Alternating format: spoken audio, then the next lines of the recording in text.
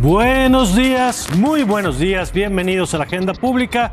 Yo soy Mario Campos y les saludo con mucho gusto en este domingo 11 de febrero del 2024, en esta mañana en que saludo a mi querido Javier Tejado. ¿Cómo estás, Javier? Hola, Mario, Claudio, auditorio, muy buenos días. Día además de fútbol americano. ¿Tú eres buen aficionado? Pues no, pero hoy sí lo veo. Hoy sí le entras. ¿Y a quién le vas? Yo diría que a Kansas City. A Kansas. Yo a los de 40. buena parte para ver todo el show que va a haber con tema de Taylor Swift. Todo eso. Sí. Ah, muy bien. ¿Tú a quién le vas? Yo le voy al intermedio, la verdad, querido Mario. O sea, yo creo que el fenómeno Taylor Swift es parte de lo que vamos a observar en este Super Bowl. Ok, yo a los 49, porque es mi año esta vez. Ah, muy bien. A ver si se les hace ganar. Pero bueno, día de mucha información, como siempre, en una semana en la que hoy en la mesa queremos analizar pues lo que yo veo, Javier, como los dos grandes temas en disputa. O sea, este programa se llama La Agenda Pública y tiene que ver con cuáles son los temas y cuáles son los actores que deciden de qué hablamos, ¿no? Y veo claramente dos tensiones. La del presidente, que está dando el paso al frente, tú lo comentabas la semana pasada, es un presidente que está coordinando básicamente la campaña, estableciendo los temas con su libro, con sus propuestas, con una candidata pues, que va siguiendo los pasos del presidente. Ayer la propia Claudia Sheinbaum leyendo el libro del presidente, diciendo cada página es una lección de sabiduría, porque el tema es el presidente, no es Claudia Sheinbaum ni las propuestas. Y del otro lado, la oposición y la terca realidad con temas de violencia, con temas de abasto de medicamentos, con el corte, digamos, de lo que fue la gestión del presidente. Pero vamos primero con las propuestas del presidente. ¿Cómo estás viendo sus intentos y en todo caso sus resultados para poner sus temas? Bueno, el presidente está haciendo esto, el libro, la agenda de reformas legislativas y constitucionales, porque él se ve a sí mismo como el gran candidato de esta contienda, el gran jefe de todas las campañas que hay, diputados, senadores, alcaldes, gobernadores, y piensa que los demás no son buenos candidatos. Él lo ha dicho en juntas, y él es el que básicamente está encabezando esas campañas. Está haciendo no solamente un intento por plantear su narrativa, sino que sus bancadas van a participar de manera cohesionada, le dan un Parlamento unido para votar estos temas, y van a hacer más de 350 foros en el país, uno por cada sección distrital, son 300 más otros foros. O sea, para seguir quiere a fuerzas colocar su tema, su agenda. Hasta ahora la oposición no ha dicho que siquiera va a asistir a esos foros, no le ha hecho eco a los foros, y la verdad es que yo creo que fuera del impulso del día que las presentó, el 5 de febrero, y el día siguiente la prensa impresa, la verdad es que lo has escuchado, sobre todo comentarios negativos a las reformas, que están faltantes, incluso las benéficas faltantes de temas sustantivos, y como la que la realidad del país las ha venido como desdibujando.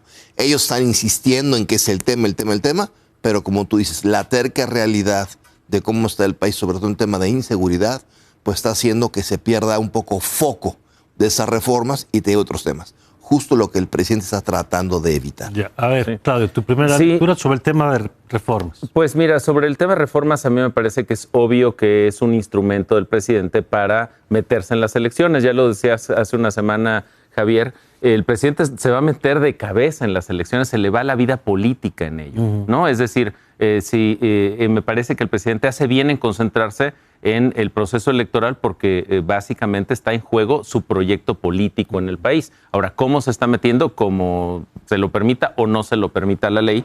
Me parece que en este control de relatos es muy claro que el presidente tiene como el gran relato sus reformas, este paquete de reformas que le da un pretexto perfecto para que desde ese aparato propagandístico que son las mañaneras, poderosísimo, coloque todos los días el asunto de las reformas e incluso la respuesta negativa a esas reformas como una némesis. Ya ven, ellos están en contra, no quieren, y otra vez construir ese enemigo que lo sabe hacer muy bien el presidente.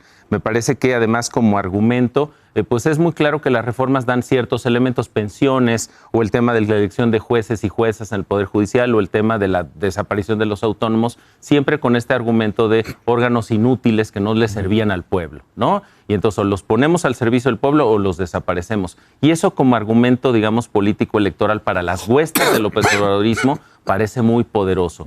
Y además vemos a una candidata, la candidata finalmente es Claudia Sheinbaum, parece que hay que recordarlo, ¿no? Porque a partir de lo que dices, Javier. Y una de las cosas es que vemos que la candidata no se esfuerza digamos, un ápice en diferenciarse, distanciarse o dar algún ángulo distinto. Vamos a hacer lo mismo que el presidente, pero con más ciencia y tecnología. Nada, ni un ángulo distinto o matiz sobre el tema. Incluso este tuit que mencionabas de la candidata, digamos, leyendo el libro del presidente, pues un poco es una señal simbólica de alineación en ese sentido. Entonces, cada minuto que hablemos de reformas, cada minuto que hablemos del libro del presidente o de alguno de los temas que revive el presidente, punto como el tema de Colosio, es punto para la estrategia de continuidad y es un punto que suma al esfuerzo, digamos, de que las personas voten por esa opción política. Ahora, antes de dejar el tema de las reformas, Javier, tú escribías un artículo interesante porque es un paquete imposible de procesar por la cantidad de información que trae. En el último año. Pero además avientas temas en materia electoral, organismos autónomos, pero hay elementos que así como algunos suenan muy bien, como discutir el tema de las pensiones, que claro que tenemos una crisis en el país con eso, hay temas como este de la prisión preventiva oficiosa, que es muy técnico, pero vale la pena ponerle el reflector. Sí, la prisión preventiva oficiosa es que si el gobierno, los ministerios públicos en concreto, te quieren meter a la cárcel en lo que investigan, lo pueden hacer. O sea, es prisión preventiva de oficio, a fuerzas. No de que yo investigo y le voy a un juez y le digo. Había algunos rubros que ya se aplicaban en México, como feminicidios, robo en casa habitación, narcotráfico, pero el año pasado la Corte Interamericana de Derechos Humanos dijo que esto era inconvencional y pidió se modificara la prisión preventiva oficiosa. Para que sea justificada, para que cuando haya razones... O sea, que hagan su chamba los jueces y los ministerios públicos y te digan, a ver, esta persona me la acuso tal, aquí está la evidencia, no nada más porque una autoridad dice. Y sorpresivamente esta reforma trae como 7, 8 rubros nuevos en que quiere el presidente meter a la gente a la cárcel sin investigación policíaca ni del Ministerio Público y que además los jueces no te pueden decir que no. Entonces cambia dos cosas. Dice, los jueces deberán dar prisión preventiva y aumenta muchos delitos. Sí, algunos son como fentanilo o drogas sintéticas, pero aumenta otros, narcomenudeo, evasión fiscal, o sea, muchos delitos, digamos, de índoles menores, donde incluso te pueden sembrar un paquete de droga o el SAT puede decir, no pagas tu impuesto, te mandan a la cárcel años. Entonces sí creo que esa parte el presidente o no sabía o no la ha querido explicar, pero sí es un instrumento de llegarse a probar, que yo lo dudo, digamos que te deja ver un tema muy autoritario de parte del presidente. Tienes puras buenas reformas. Vamos a intentar aumentar salarios, vamos a intentar aumentar pensiones, la vida digna para los animales. Claro. Y de repente dicen, oye, y quiero meter a todo el mundo a la cárcel por lo que sea, por verme feo. Se me antoja. Ay, ay, ay. Claro, entonces es un contraste. Por eso es lo complicado de analizar un tema que tiene su parte atractiva, como decía ahorita Javier, el aumento del salario, un salario mínimo para profesionales de la salud, de los profesionistas, que suena muy bien. Claro, el tema es cómo lo pagas. Sí. Eso no viene contemplado ahí. Porque lo pague el siguiente sexenio, ¿no? Pague el siguiente sexenio. Ahora, la otra parte es la de la seguridad. Y esta semana, simplemente, Claudio, tenemos Zacatecas, donde continúa la violencia, Guerrero. Sí, brutal. Empezamos con las noticias de Acapulco, luego Tasco, ahora Chilpancingo con transporte público. Sí, todos los días. Colima trae problemas. Incluso esta semana se presentó un mapa de integrales sobre el tema de los riesgos de violencia política en el país. El cobro de extorsiones que está fuera de control en el país, como se ha revelado aquí en Noticieros Televisa, en N+. En todo el país, pues si tienes un negocio a punta de calle, es muy probable que tengas que pagar extorsión para poder trabajar. ¿Cómo estás viendo ese tema? ¿Cómo lo ves comportándose en la gente? Me parece que está jugando justo en el papel de cambio, ¿no? Es decir, todo el relato que hay en torno a la crisis gravísima, crisis de inseguridad que vivimos a nivel nacional, que sufrimos a nivel nacional, irriga al tema de cambio, ¿no? ¿Por qué? Porque entonces tenemos una situación de contexto en la cual, digamos, no nos sentimos a gusto, nos sentimos con incertidumbre, las familias pues se despiden siempre con el me avisas cuando llegues, te vas con cuidado, es la bendición, ¿no? Es decir, eso ya entramos en el campo de la fe, en términos de inseguridad en el país. Y me parece que esto, adosado además a, digamos, relatos en torno a posibles escándalos de corrupción en figuras cercanas al López Obradorismo, en familiares cercanos al presidente, digamos, esto también genera, digamos, dos relatos poderosos a favor del cambio, que son las crisis de inseguridad y en general el estado general del país, diría yo, y el segundo elemento, digamos, ya asuntos sobre el desempeño, digamos, del presidente y sus cercanos. ¿Ves esos temas creciendo en la agenda? Y te lo pregunto por dos actores. la cobertura nacional, pero la cobertura internacional, ¿no? Es interesante que la última semana, por ejemplo, esta semana The Economist se sumó a los medios que habla del tema de la corrupción en México. Viene el tema de la DEA y las investigaciones y esta tensión del presidente con ProPublica, que el presidente descalifica y ProPublica le contesta con más evidencias. Medio de Estados Unidos. ¿Cómo estás viendo ese tema? Bueno, yo creo que cobertura internacional sí está recibiendo algunos casos de corrupción de alto nivel, sobre todo vinculado al círculo presidencial. Eso sí está creciendo bastante la cobertura, y no se diga en las redes sociales, pagadas o no pagadas. Sí. Llevamos ya casi 2 semanas de trending topics muy críticos del entorno presidencial. A mí sí me preocupa mucho la inseguridad que está viviéndose cada semana en este país y que lejos de resolverse se va complicando. Nada más esta semana, o sea, 2 integrantes de la familia Monreal, que es el gobernador de Zacatecas y el otro es el líder del Senado, muertos en Fresnillo. El extorsión en todo el Estado de México, en todo Guerrero, en Guerrero, que el puerto Acapulco es un fuerte, por un conocido club de playa que no quiso pagar derecho de piso, primero matan al gerente restaurante y luego lo incendian. Transporte público sigue sin regularizarse en Acapulco, en Chilpancingo, en la gobernadora pues parece que está ausente. Colima también matan a otro candidato. En el Estado de México ayer mataron a un candidato de Morena, diputado federal. En el viaducto ahora de la Ciudad de México también salen videos de cómo están asaltando pandillas. Entonces, si el tema de la inseguridad me parece que la gente lo está viendo en su día a día por todos lados. El presidente y sus iniciativas tratan de distraerse de ese tema. El gran ausente de esos temas en la agenda pública son los partidos de oposición. No se han podido posicionar ni en los temas de la inseguridad ni el agua. No hay ni un solo de los decenas de miles de spots que tienen que hable de ninguna parte de la oposición de ese tema, que es donde yo creo que la gente está metida en ese tema de inseguridad, de falta de agua, y donde el presidente lo quiere distraer. Y la verdad es que la oposición está metida en temas pues muy que no encajan con lo que está viendo la gente. Pero yo creo que hacia la elección del 2 de junio, los temas centrales, por lo menos para la gente, va a ser la inseguridad, la corrupción y la falta de agua. Oye, y déjame agregar un tema, Claudio, que no habíamos platicado, pero el tema del aparato electoral, que llega a un sistema con carencias, tanto en el tribunal, que llega incompleto, como el INE, que no termina de articularse, que esta semana se da a conocer que traen problemas de integración, de licitaciones de equipo, de uniformes. Y a mí me preocupa porque yo decía, si es como un coche que trae una llanta baja, ¿no? Si el coche lo manejas a 20 kilómetros, pues a lo mejor no pasa nada. Pero si entras un proceso de mucha más tensión, más cerrado, más competitivo, y necesitas toda la capacidad del sistema electoral, no están en la mejor condición las instituciones electorales. Pues mira, ya de una ni hablamos, es decir, así de fuerte, digamos, el sistema electoral mexicano está sentado sobre 3 instituciones, que son el Instituto Nacional Electoral, que organiza las elecciones, el Tribunal Electoral, que, digamos, regula las elecciones, y la Fiscalía Electoral, que esa pues ya no existe. Yo creo que no hemos hablado ni ha sido nota quizá en 5 años de esa... En estos años en que hemos visto que todo el mundo ha pasado encima de que hay todos los actos irregulares. Les preguntaría quién será el titular de esa entidad, ¿no? Así de evidente es su ausencia.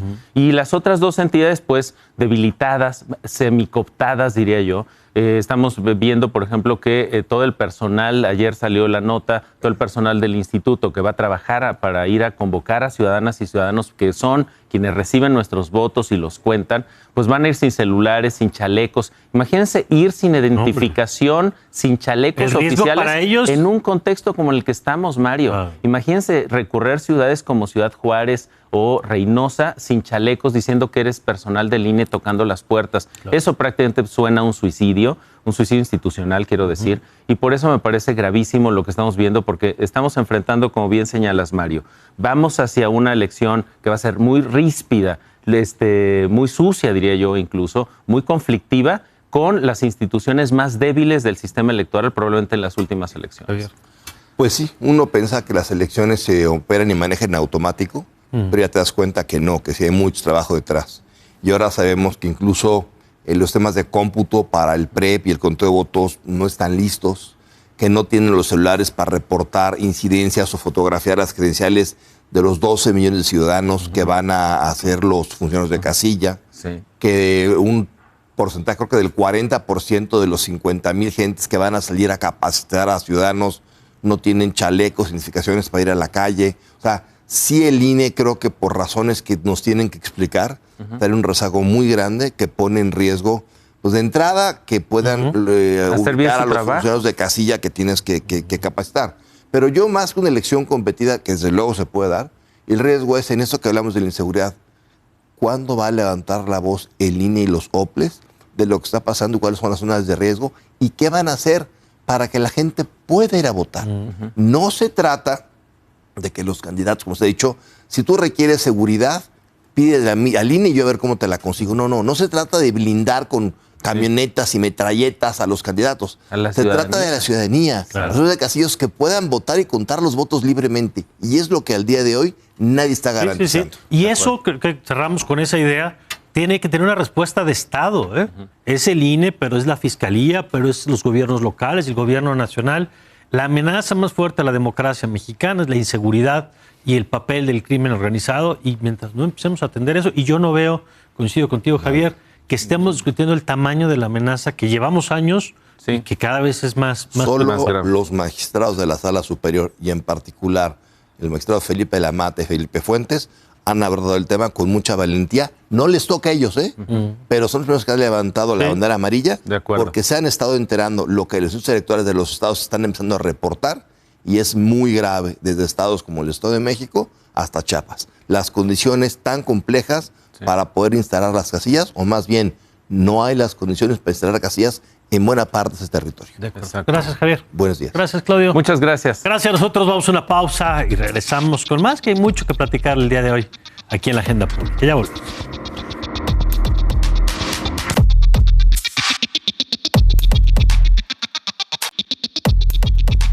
Ya estamos de regreso con mi querido Mauricio Mechulá. Mauricio, ¿cómo estás? ¿Cómo te va, querido Mario? Muchas gracias. Qué gusto verte. Oye, esta semana Trump vuelve a hacer noticia. No, sí, claro, Trump vuelve a hacer noticia. Pero ahora es importante. Pero ahora el tema es Putin. El tema es Putin por una entrevista que da a Tucker Carlson, esta figura que además muy aliado de Trump durante cierto periodo.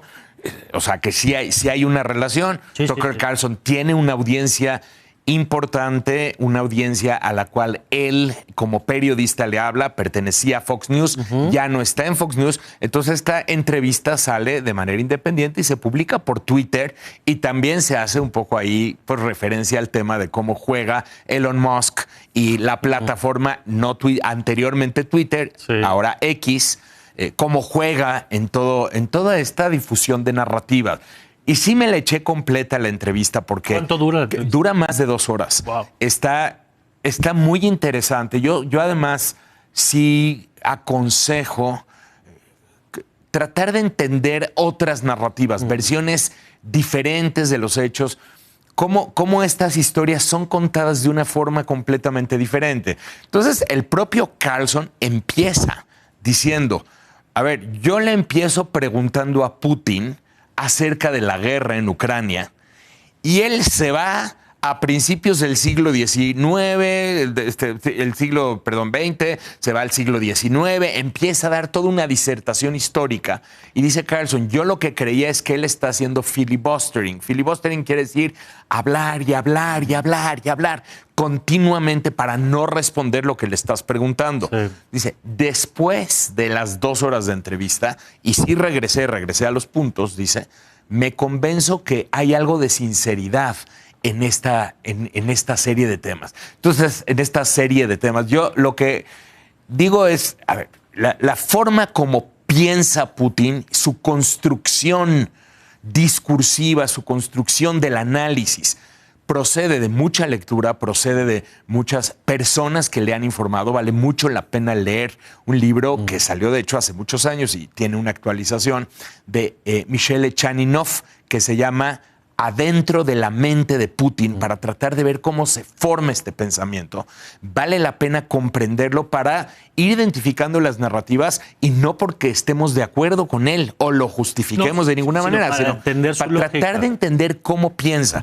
Esta entrevista es un extraordinario ejemplo de ello para tratar de entenderlo. ¿Qué te revela? ¿Qué revela que vale la pena? Yo diría nada más dos cosas antes. Claro que esta entrevista ha sido criticado, puede ser criticada desde la perspectiva de que le estás dando a Putin una plataforma muy importante para exponer una narrativa que a los ojos de gente común y corriente puede ser convincente. Y en cierto momento decir, bueno, si es cierto, entonces tiene razón y lo que está haciendo está justificado. Y ahí yo diría, Carlson no introduce en cierto momento preguntas que tenía que hacer, ¿no? Temas centrales. Primero que nada, de verdad hace una revisión histórica muy elaborada, no necesariamente vamos a estar de acuerdo con lo que dice o no, en términos de que Ucrania forma parte de un plano mayor de la nación rusa y que este rollo de que Ucrania empezó a tener su propia identidad tiene que ver mucho más con su occidentalización y la construcción propia de Ucrania, pero que en realidad no son otras personas. Esto no es algo nuevo, esto ya lo ha sostenido Putin, pero lo explica y lo explica a lo largo de muchas horas, o sea, de muchos minutos. Sí. Como entonces, de alguna forma, hay una especie de justificación a que Rusia intente integrar a Ucrania a su propio territorio.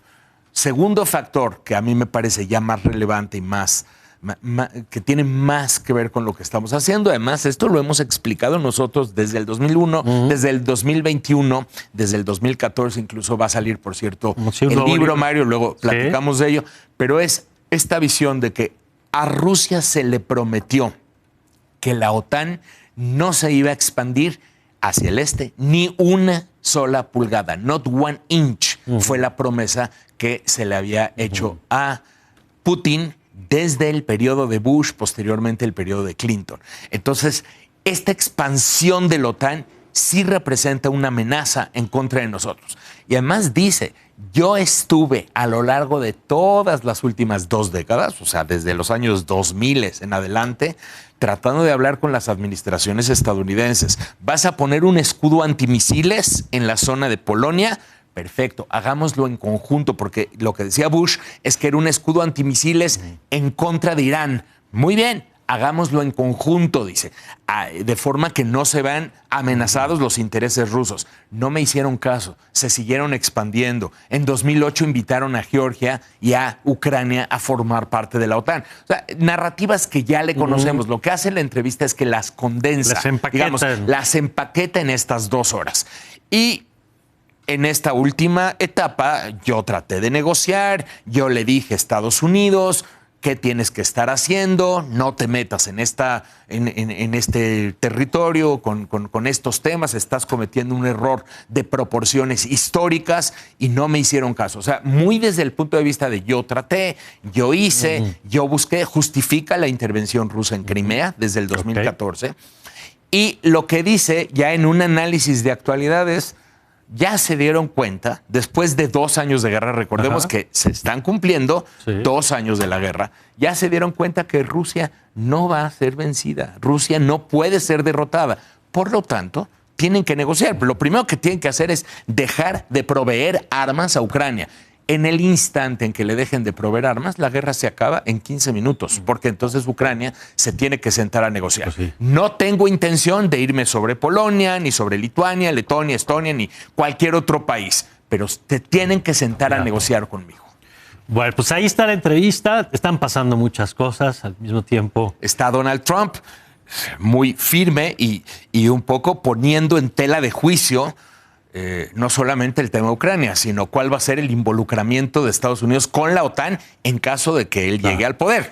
Una situación que pues cobra probabilidad a partir también de temas que suceden internamente en Estados Unidos la semana pasada respecto a la edad de Biden. Pues lo platicamos, si te parece, la próxima. Por supuesto. Gracias, querido. Gracias, querido Mario. Gracias. Nosotros vamos a una pausa, regresamos Marta Lamas, Mauricio Merino, y luego vamos a platicar de un tema de inteligencia artificial que va a estar interesante también.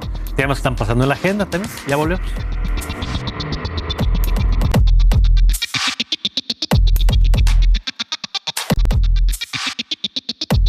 Ya estamos de regreso y es domingo de Marta Lamas. Marta, ¿cómo estás? Muy bien, Mario. Hola, Mauricio. Y de Mauricio Merino. ¿Cómo te va, Mauricio? Hola Marta. Qué gusto saludarles a los dos. Y arrancamos contigo, Marta, este domingo. Bueno, yo les voy a hablar de la madriguera. La madriguera es un proyecto chiquito, pero simbólicamente muy importante, que se acaba de echar a andar el jueves 8 en La Paz, Baja California Sur. La Dirección General de Seguridad Pública, Policía Preventiva y Tránsito Municipal abrió un espacio que llama Postescuela para atender a los hijos de las trabajadoras y trabajadores. Y eso tiene un antecedente muy interesante en donde ya las propias policías de este departamento habían buscado la forma de entre ellas dar y dar a los chavitos, sobre todo los más chiquitos, que la escuela terminaba a los de 3 o 4 años a las 12 del día y ellas salían a las 5 o 6 de la tarde, ¿no? Pero ahora, con el apoyo del Instituto Municipal de la Mujer de ahí de La Paz, con el Instituto Federal de las Mujeres, ¿no? Y con una ONG feminista, el Instituto Simón de Beauvoir, ¿no?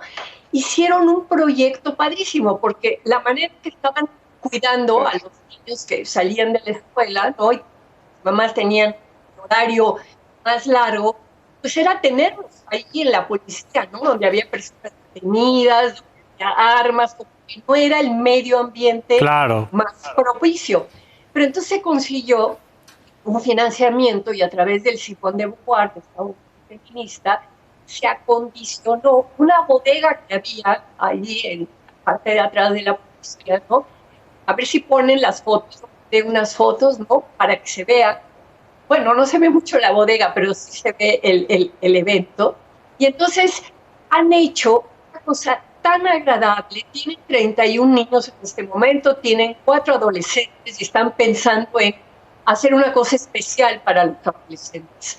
Pero a mí lo que me parece súper importante es cómo se ponen de acuerdo, voluntad política, una instancia federal, una instancia municipal, una ONG feminista y los propios trabajadores de la policía para resolver algo que es uno de los problemas que se viven en muchísimas oficinas, ¿no? Claro.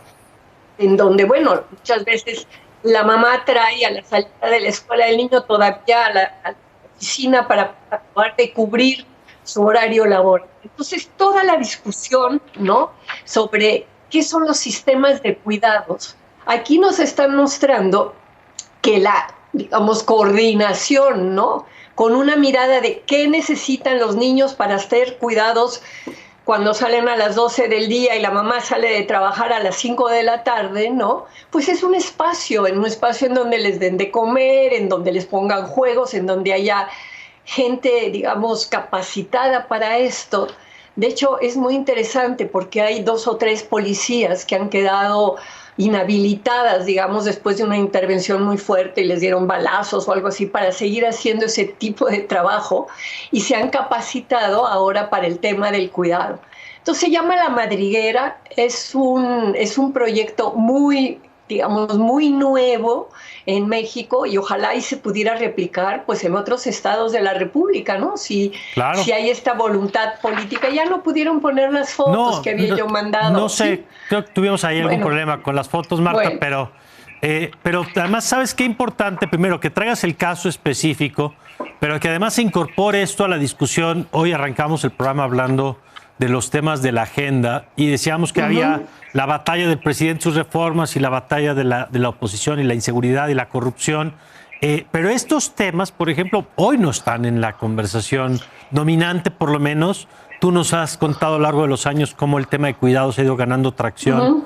Y bueno, es un ejemplo concreto de una forma de articulación y de organización. Así que, bueno, pues de qué es posible cuando se dan las condiciones como nos acabas de contar.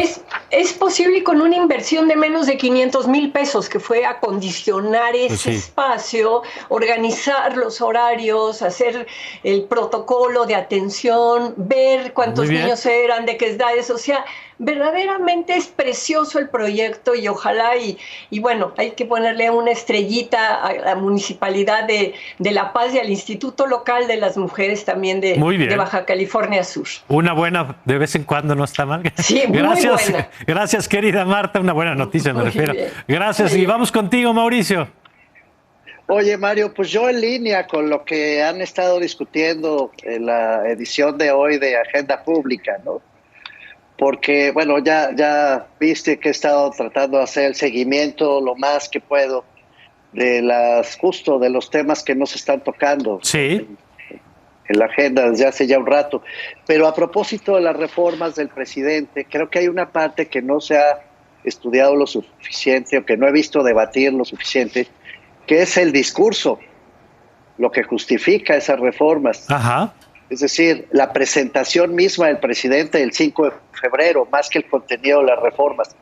Y yo advierto que se trata de un discurso plagado de adverbios, de todo, nunca, siempre, ¿no? Estos adverbios que tienden a enfatizar y a exagerar. Deja de ponerlo así, Mario, cuando tú hablas con una persona que está enfadada, todos lo hemos vivido, ¿no? Sí, sí, sí. Y te dice, es que siempre dices, o Ajá, nunca has hecho, todo es así, nada es así. Quiere decir que le falta contenido sustantivo. Que no hay matiz, que no hay análisis más fino. No, y hay una cosa ideológica o de plano enfadada. En cualquier conversación se aplica esto. Bueno, Leo, nunca, voy a citar al presidente, ¿ok? Del 5 de febrero, porque esto justifica sus reformas. Sí. Nunca, en 36 años de dominio oligárquico, se reformaron los artículos de la Constitución para procurar justicia. Nunca, dice el presidente. No hay nada que lo demuestre. O sea, nada demuestra, va por mi cuenta ahora, que el INAI, que el sistema anticorrupción, que el sistema de derechos humanos, nada, ¿no? Dice el presidente, nada. Todo, fíjate el adverbio, sí, todo lo aprobado por los legisladores en ese largo y nefasto periodo tuvo por distintivo el afán de lucro y el desprecio por las mayorías. Jamás, otra vez el adverbio, en 36 años de ese oscuro periodo se pensó en beneficiar al pueblo, sino ajustar el marco legal para facilitar el despojo, la corrupción, la entrega de bienes de la nación a una minoría. Es fantástico, sigo con el discurso, se ha omitido, hay que escuchar. No hace falta argumentar mucho, dice el presidente, pues no argumenta mucho, añado yo, sobre cómo el periodo neoliberal o neoporfirista de 83 a 2018, toda la vida pública, vuelven los adverbios, toda la vida pública de México estuvo controlada por una minoría ambiciosa y rapaz. Luego, cuando pasa ya las propuestas, Mario, Marta, vuelven los adverbios. Eliminar todas las dependencias, todas, y organismos onerosos y elitistas, supuestamente autónomos del pueblo, no de la oligarquía, creados durante el periodo neoliberal para proteger negocios particulares en contra del interés público, termina el presidente. Ese es el diagnóstico, Mario. Sobre esa base, todo, nunca, nada, elabora esta eliminación, en efecto, completa de todos los organismos públicos de la que ya se ha hablado tanto a lo largo de estas deliberaciones que ha habido en la prensa y hoy mismo en el programa al principio, querido Mario. Es importante llamar a la atención sobre esto porque detrás del discurso del presidente pues hay ya se ha hecho 1000 veces, una clara intención electoral, pero lo que a mí me preocupa más, haciendo énfasis sobre estos adverbios, es la falta de diagnóstico, es un diagnóstico ideologizado, que en suma dice que todo lo que se hizo antes, que no fuera ideado, imaginado por el propio presidente de la República, está mal. Y todo es todo, no estoy exagerando, lo dice el presidente, lo acabo de citar. Y en cambio, todo lo que hace el presidente, todo, otra vez el adverbio, está bien y está pensado para el pueblo de México.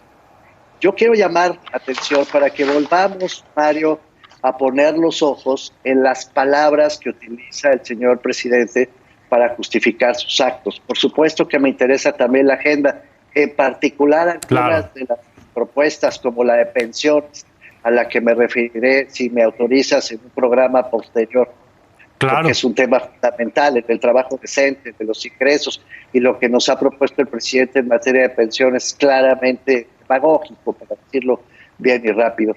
Muy Pero bien. este discurso totalizante, plagado de adverbios, no debe pasar inadvertido, porque una cosa es hacer un diagnóstico de los problemas del país, y otra cosa es verbalizarlo Claro. con esta carga de adverbios, que es lo único, ahora sí lo subrayo yo por mi cuenta, es lo único que está justificando toda este ómnibus de reformas constitucionales. No hay diagnóstico atrás, es solo un conjunto de adverbios Pues exagerados. qué bueno que lo pones en la mesa, porque como dice un querido amigo, las palabras importan.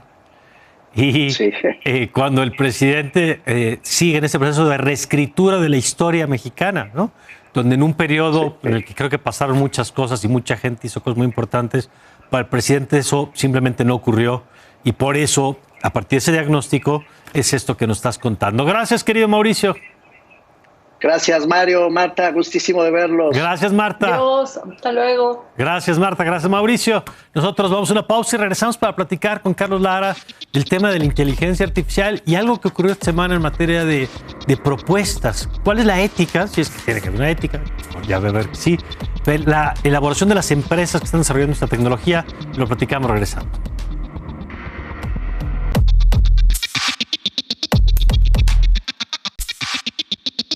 Y ya está con nosotros Carlos Lara, él es analista de comunicación y cultura.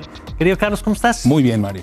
Oye, encantado. semana interesante en el campo de uno de los ejes que va a determinar, ahorita me lo decías antes de arrancar, la electricidad del siglo XXI, ¿no? Es el tema que así como la electricidad cambió todo, el tema de la inteligencia artificial va a ser lo propio. Así es, de hecho así se le llama en el pasilleo, digamos, en el Congreso en Estados Unidos, en los temas que convocan para hablar del tema, ya le llaman así, la electricidad del siglo XXI, por el impacto que tiene. Creo que esto nos ayuda a dimensionar de qué estamos hablando. ¿Y qué están discutiendo? Porque esta semana pasaron cosas importantes. Sí, bueno, digamos, yo lo pongo en este contexto. Fue la comparecencia, digamos, de los marcatenientes de la red ante el Congreso de los Estados Unidos, que no es un tema menor. Decíamos que esto va a cambiar radicalmente el desarrollo, ¿sí?, de la inteligencia artificial, de los algoritmos, de las agencias que se están planteando en diferentes partes del mundo, agencias especializadas para vigilar el desarrollo adecuado de la inteligencia artificial, en el marco de lo que yo llamo una algorética, porque por otro lado viene el discurso cimentado en una serie de reformas y compromisos que viene haciendo UNESCO, que viene haciendo el Vaticano con el llamado de Roma, y que son los neuroderechos, ¿no? Si juntas todo esto, creo que vamos a tener nuevos marcos jurídicos, esto que Jorge Fernando Negrete le llama este constitucionalismo digital. Me gusta la idea, que tenga una algorética como caparazón y un grupo de neuroderechos. ¿Por qué tendríamos que hablar de ética cuando hablamos del desarrollo? Porque hoy vemos inteligencia artificial y pensamos en sistemas que te mejoran las fotografías, en el chat al que le pides ayuda con la tarea. Es decir, hay muchas otras cosas que a lo mejor todavía no somos conscientes de que detrás de eso hay inteligencia artificial. ¿Por qué tendríamos que estar discutiendo sobre la ética detrás de eso? Por tres razones. Voy a poner tres ejemplos. El primero de ellos me lleva a una plataforma de desplazamiento, una plataforma de taxis, que con los datos que tiene de cada uno de los usuarios, hubo un momento en el que sabía incluso, porque lo saben, la cantidad de pila que le queda a tu dispositivo, a la prótesis. Sí, bueno, sí. Te quedan 8 de pila. Y en ese momento tú pides este servicio y te encarece el precio. ¿Por qué? Porque en ese momento ya no vas a ponerte a comparar precios. Porque ya no vas a tener más opción. O lo aceptas o te quedas sin nada. Eso no es ético. Ajá. Y ahí debe haber una intervención estatal, una regulación. Caso 2, ChatGPT, a poco más de un año que salió, acaba de modificar las políticas de la empresa, abriéndolas al campo militar. Eso no había pasado. Entonces, eso requiere una intervención estatal. Para saber qué usos puede tener. Exacto, qué usos y hasta qué límites, qué alcances. Y este tercero que decíamos, la comparecencia de los marcatenientes de la red ante el Congreso de los Estados Unidos por el diseño y por la intervención en lo que es la parte psíquica de las personas, particularmente en el sector infanto-juvenil, que creo que ahí, otra vez, debe haber una regulación que tenga por principio, Mario, y creo que todos estaremos de acuerdo, este principio la atención pues a los menores, ¿no? En materia educativa también. ¿Qué es lo que se está, porque aparte, por ejemplo, temas que hemos planteado acá, es que al mismo tiempo que se está dando toda esta discusión sobre la inteligencia artificial y el uso, estamos en una discusión más amplia sobre el uso de los dispositivos en la vida cotidiana. Lo que has tú dado seguimiento, por ejemplo, del tema en España, la prohibición que ahorita están discutiendo para el uso de los celulares en las primarias o en las secundarias, que viene antes la discusión, la prohibición también en Francia. Exacto. Es decir, hay un marco como de cómo nos relacionamos con la tecnología en general, ¿no? Exacto, y tiene que ver con esto que se me olvidaba ahora el término, el interés superior del menor. Se han unido ya diversos países, Francia, cabe señalar, decíamos hace un momento, China, que es el único caso donde se involucra a los padres, porque también los padres y tutores, hay que decirlo, se han convertido en unos quejosos, pasivos, ¿no? Observadores, y no cumplen con esa etapa, con esa responsabilidad en el tramo de competencia que les corresponde. Entonces, Italia y todos estos países han, además de tomado esta medida, han hecho un estudio posterior para ver si cabe una regulación más flexible, y el caso de Italia no, ha sido más fuerte todavía, ¿no? Italia ha comparado esto con la cocaína y ha emitido acciones más fuertes. El caso de Estados Unidos, sabemos que esto se lleva por estados, están centrando la discusión en una ley que parece ser que va a ser el modelo, que es la ley de California. En esta ley lo que están asentando es esto, un uso ético, un horario para el sector infanto-juvenil. Que las empresas ya no puedan en este sector hacer lo que vienen haciendo hasta hoy con el uso de datos de estos menores de edad, ¿no? Pero también está la corresponsabilidad de los padres. ¿Tú crees que estamos entrando en una etapa donde estos temas que ahí han estado desde el principio, digamos, pero se están volviendo al centro de la discusión pública, se están politizando los temas? Porque antes parecía como que eran más de nicho, ¿no? Sí, y pasa algo. Mira, Octavio Paz decía en su análisis de la modernidad que a cada explosión de la comunicación corresponde una implosión del pensamiento. Están volviendo, lo dices bien, porque hay un personaje que es fundamental en esto que llamamos en la tribu del pulgar la algorética, y es Isaac Asimov. Isaac Asimov y sus leyes de la robótica, y la primera es que ninguna máquina, ningún robot puede atentar contra el ser humano. O sea, esto ya se había dicho, otra vez desde la ciencia ficción, claro. Otra vez un personaje hecho en Boston, otra vez muchas cosas. Por eso me gusta esto que dices de que ha vuelto. Sí, eran de nicho, ya no son de nicho. Ya. Ahora están generando un problema de salud pública. Bueno, pues aquí vamos a seguirlo analizando, Carlos. Te agradezco. Con mucho gusto, Mario. Yo agradezco la invitación también. Gracias, porque son temas que tenemos que discutir. Al mismo tiempo que tenemos los problemas domésticos, a los que seguiremos atendiendo, hay temas internacionales. Yo creo que hay dos grandes ejes: cambio climático, inteligencia artificial, y aquí en la agenda también tendremos cabida para estos asuntos. Gracias, Carlos, como siempre, y gracias a usted por habernos acompañado en esta edición. Sigue usted con toda nuestra programación aquí en Foro, y si le parece, nos vemos el próximo domingo en punto de las 11, como usted, con el equipo que usted ya conoce. Que tenga usted una magnífica semana.